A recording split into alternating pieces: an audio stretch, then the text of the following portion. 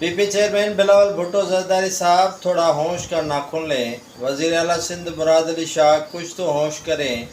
آصف علی زرداری صاحب کچھ تو سندھ کے مینڈیٹ کا احترام کریں۔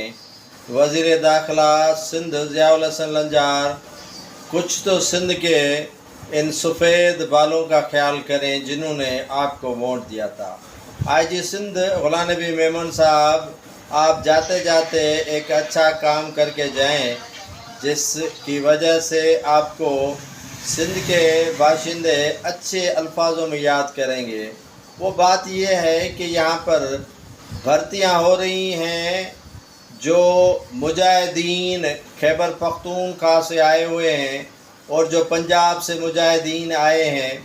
پھر یہ مت کہنا کہ جیسے پشاور کے پولیس لائن پر خودکش دھماکے میں جو سپورٹر اور سہولت کار پولیس اہلکار محمد ولی تھا، اسی طرح کراچی کے اندر جو بھرتیاں ہوئی ہیں اس میں بھی کافی ایسے آپ کو محمد ولی پشاور ماسٹر مائنڈ دھماکے جیسے ملیں گے۔ پلیز خدا را سندھ کے لیے کچھ سوچیں۔